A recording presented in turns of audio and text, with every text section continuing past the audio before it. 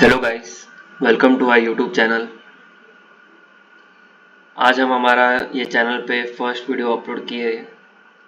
इसमें आपको स्टॉक्स के बारे में काफ़ी नॉलेज मिलेगा, कहाँ पे आपको इन्वेस्टमेंट करना चाहिए, कौन से टारगेट्स आपको रखने चाहिए, कौन सा स्टॉक लॉन्ग टर्म में ज़्यादा बेटर परफॉर्म करेगा, कोई स्टॉक शॉर्ट टर्म में कोई अच्छा परफॉर्म करेगा, कौन से बाइंग लेवल्स हो गए, कौन से रेजिस्टेंस लेवल हो गए, वो स्टॉक का फंडामेंटल कैसा होगा, टेक्निकल कैसा होगा, ये सारे चीज़ के बारे में आपको यहाँ पे जानकारी मिलेगी। तो जैसे कि मैंने देखा कि टाटा मोटर्स के बारे में आपको जानना था, तो आज टाटा मोटर्स के बारे में ही हम एनालिसिस करते हैं। टेक्निकल और फंडामेंटल दोनों एनालिसिस अपन यहाँ पे करेंगे, क्योंकि कैसा होता है कि कई लोगों को फंडामेंटल पे ही ज़्यादा भरोसा रहता है। वो कहेगा कि मेरे को फंडामेंटल पे ही भरोसा है, आप मुझे फंडामेंटल बताओ तो मैं इसमें इन्वेस्ट करूँगा, बराबर। और कई लोगों को टेक्निकल पे ज़्यादा भरोसा रहता है कि टेक्निकल अगर लेवल अगर वो मैच करता है तो बाइंग लेवल अगर आता है तो हम यहाँ पे बाई करेंगे, वरना फंडामेंटल तो फिर लॉन्ग टर्म में काम आता ही है, टेक्निकल भी काम आएगा। तो हम यहाँ पे दोनों एक एनालिसिस मर्ज करके आपको व्यू बताएंगे। तो चलिए देखते हैं कि टाटा मोटर्स यहाँ पे क्या कहता है। अभी टाटा मोटर्स के बारे में तो सारे लोगों को पता ही होगा, बहुत पुरानी कंपनी है। सो इतना मुझे कुछ आपको डिटेल में जाने का कुछ गरज नहीं पड़ेगा, राइट। सो पहले तो टेक्निकली देख लेते हैं। तो देखिए कि 2015 से लेके 2023 तक 8 साल तक ये स्टॉक एक ही रेंज में था। समझ लीजिए कि 596 से लेके 72 रुपीज़ तक आया था ये कोविड में। ओके, अभी इसका रीज़न क्या है वो हमें फंडामेंटल में समझेगा, बराबर। टेक्निकल में भी बहुत सारे रीजंस है, पर फंडामेंटल में भी समझने का ट्राई करेंगे उसको, ये चीज़ को ध्यान में रखिएगा।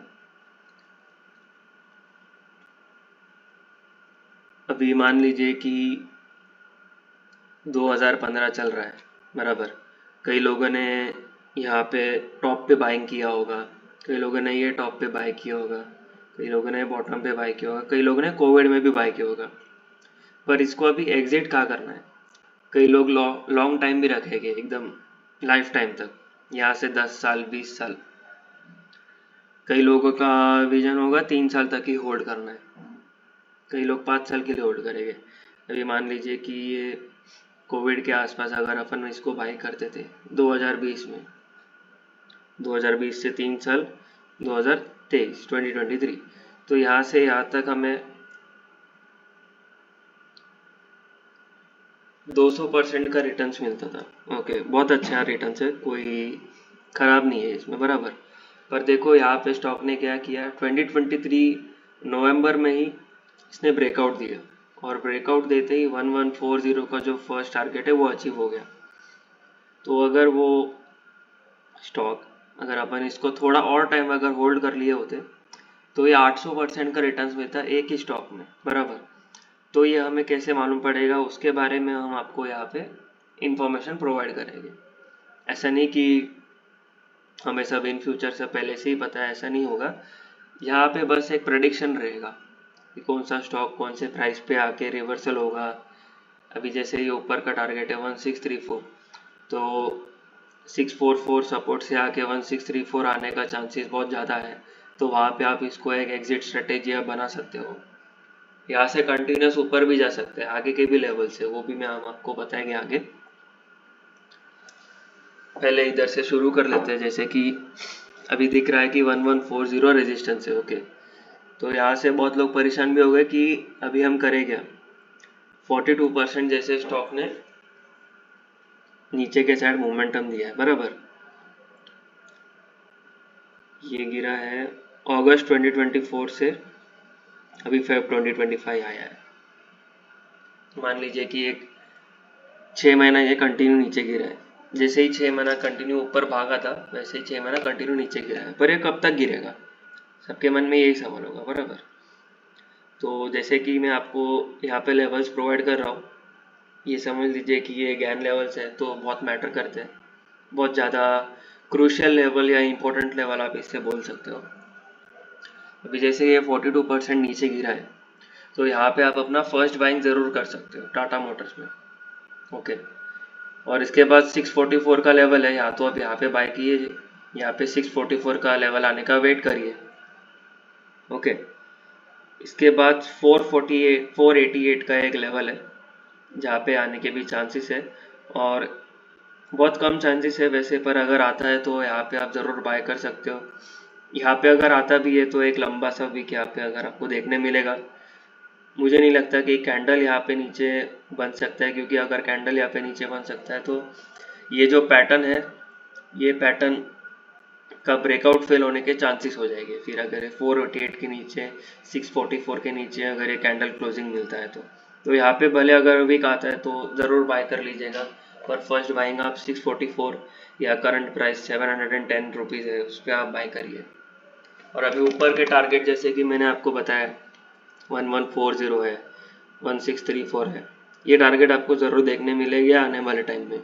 अभी आने वाला टाइम अक्टूबर 24 के बाद से एनी टाइम कभी भी शुरू हो सकता है कि ये मार्केट मूवमेंट देना ऊपर के साइड। वो 2027 में भी ये टारगेट अचीव हो सकता है, या 2028 में भी हो सकता है, 2030 में भी हो सकता है, बराबर, वो तो कह नहीं सकते, जब भी होगा तभी होगा। इसके बाद नेक्स्ट मेजर इंपॉर्टेंट लेवल्स जो है वो है 2472 एंड 2729। ये टारगेट्स आपको आने वाले फ्यूचर में फॉर श्योर आपको देखने मिलेंगे। वो 2030 हो सकता है या 2032 हो सकता है, ये सब लेवल्स आने के बहुत ज़्यादा चांसेस है, प्रोबेबिलिटी बहुत हाई है। अभी इसको हम कैसे प्ले करें, अभी लेवल्स तो अपने को मालूम पड़ गए, पर इसको कैसे वर्कआउट करें हम, तो छोड़ा एक 1 वीक के टाइम फ्रेम में अपन आ जाते हैं। तो 1 वीक के टाइम फ्रेम में मुझे यहाँ पे दिख रहा है कि 1140 जो लेवल है वो देखो 2 बार यहाँ पे अच्छा खासा रिजेक्शन मिला है। एक तो 26 अगस्त को एकदम पिन पॉइंट यहाँ से रिजेक्ट होके नीचे का जो 644 का लेवल है वहाँ पे आने का ट्राई कर रहा है। पर यहाँ पे मुझे और एक चीज़ दिख रहा है कि ये स्टॉक का जो डाउन साइड मोमेंटम है वो धीरे धीरे स्लो होते जा रहा है। तो यहाँ पे एक बार 2 प्रोबेबिलिटी बनती है, या तो ये स्टॉक यहाँ से 644 आके अप्रैल से रिवर्स होके 845 या फिर 950 आने का ज़्यादा चांसेस है, बराबर, उसके बाद 1140 तक आएगा, या फिर यहाँ से पहले अप्रैल तक 850 या 950 आके अक्टूबर में 650 जाके वहाँ से फिर अपसाइड आपको टारगेट मिलेंगे 850, 950, 1140, ये सब लेवल्स।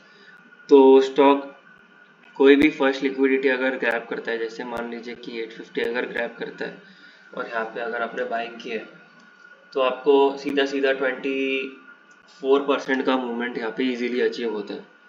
अगर आपको यहाँ पे सेल नहीं करना होगा, लॉन्ग टर्म रखना होगा, यहाँ से फिर से अगर स्टॉक नीचे आ भी जाता है तो आप अपना और एक बाइंग यहाँ फिर कर सकते हो। और दूसरा चांस जैसे मैंने आपको बताया कि सीधा 644 आके फिर 850। ओके, तो 644 से अगर आप कैलकुलेट करोगे तो 30% है, 48% है, 75% है, ये सब टारगेट्स आपको अचीव हो गए। ये हो गया इसका टेक्निकल पार्ट। इसका अभी अपन फंडामेंटल एनालिसिस भी देखते हैं कि क्यों ये स्टॉक इतना 8 साल तक एक ही रेंज में था। इसका भी आंसर हमें टेक्निकल में मिल ही जाएगा, पर उसका एनालिसिस काफ़ी अलग है, उसका रिसर्च अलग है। फंडामेंटल कैसा है कि आपको स्क्रीनर पे डायरेक्टली दिख जाएगा, तो वो मैं आपसे शेयर करता हूँ एक बार।